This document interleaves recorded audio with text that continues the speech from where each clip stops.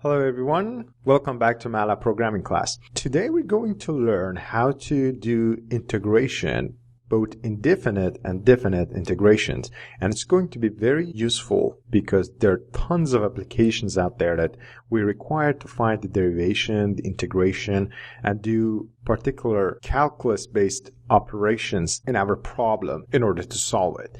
And today we're going to learn one of the most important ones, which is integration. Let's get us started. The way that we define integration in MathLAB is through a function called int.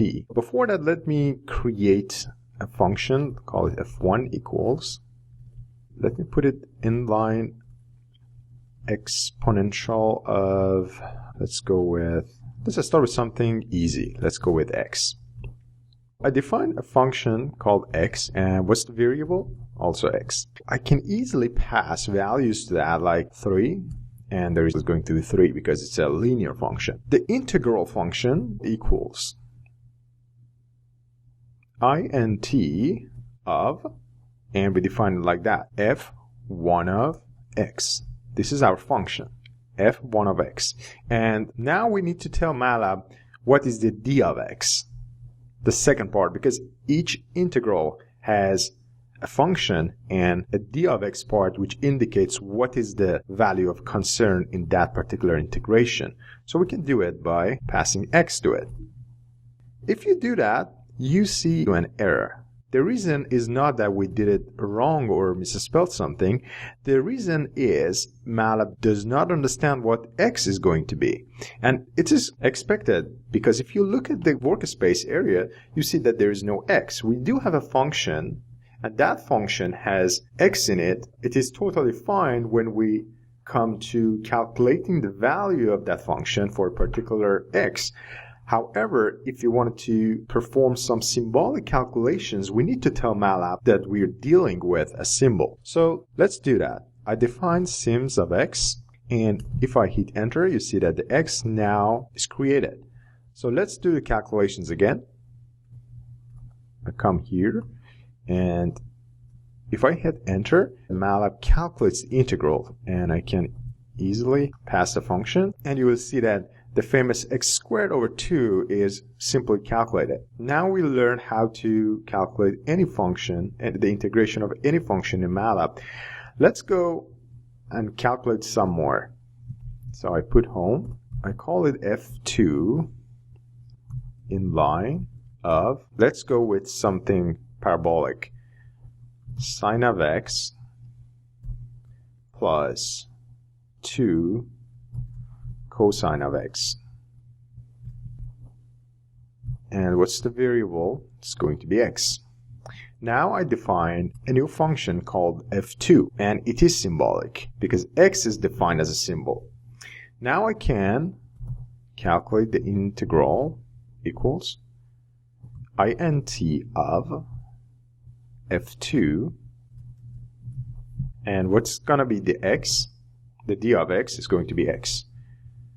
So if I calculate that, you see that MathLAB has no problem deriving the function. At this point, I wanted to show you something, and I'm going to bring the last calculation I've done. This was the last part. In our function, in our defined function here, the only variable we're dealing with is x.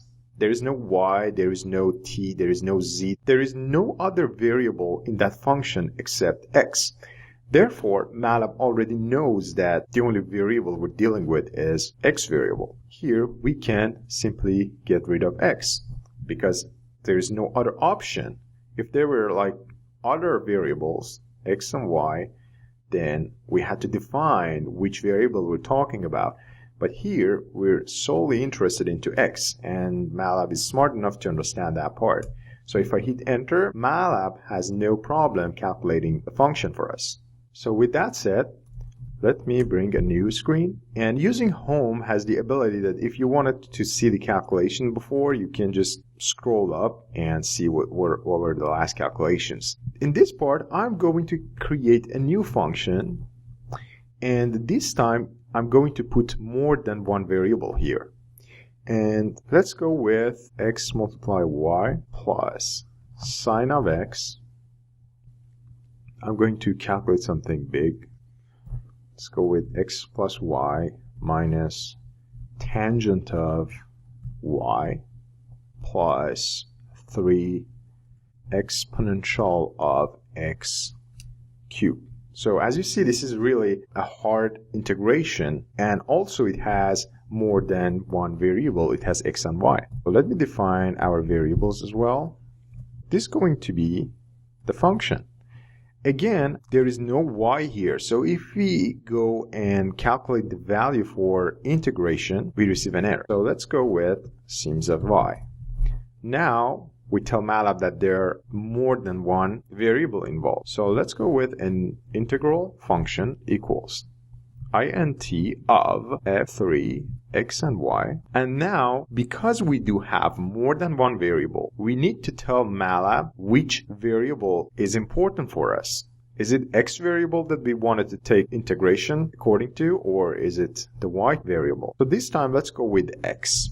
I tell MATLAB that I know the function has x and y, but I want to take integration for x variable. If I do that, pretty of integral, and you see that MATLAB very easily calculates a very hard integration for us. Now let me bring the last calculation. This time I put y, and MATLAB calculates it as well. Pretty integral. It will calculate it. So you see how productive MATLAB can be in very complex calculations. And when we learn how to work with MATLAB, it's going to be really fun experimenting with different complex functions, testing your theories, and honing your skills. Up to this point, we've learned how to do indefinite integration. Now we need to know how to do the definite integration. As a matter of fact, it's very easy to do that. Let me clear the screen. I can go and bring f1 function that we created. It was the linear one. And integral equals int of f1 of x.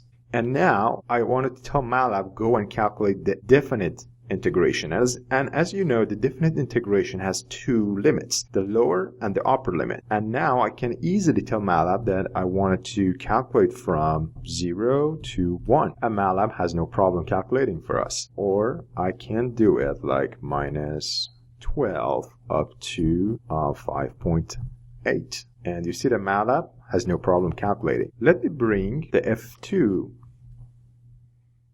function here. F2. So this was the function that we worked with, and integral equals int of f2 of x. What are going to be the limits? It's going to, let's go with -4 to 19.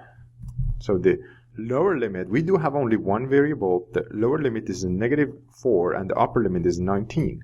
The MATLAB calculates it. As we learned before, the results are in radians. These are not the degrees. And if we need to know the real value, the result in decimal format, we can go double ans, and it will bring the result to 3. Finally, let me bring the last function with it, which has two variables. And if we go with integral f3 of x and y, and now the integral is going to be int of f3 of x and y, and then what's going to be the variable is going to be x. And if I do that, I can find the calculation as before. I can bring it up and go with -1 up to 4. Let me make it more clear. Pretty integral. So if I do that, it's going to be a big one, but you can notice that MATLAB understands this is the range for x, because the y variables are still in there, but there's no x, simply because the x variable were substituted by these margins. And one time it's calculated as the lower limit with -1, the other one with upper limit.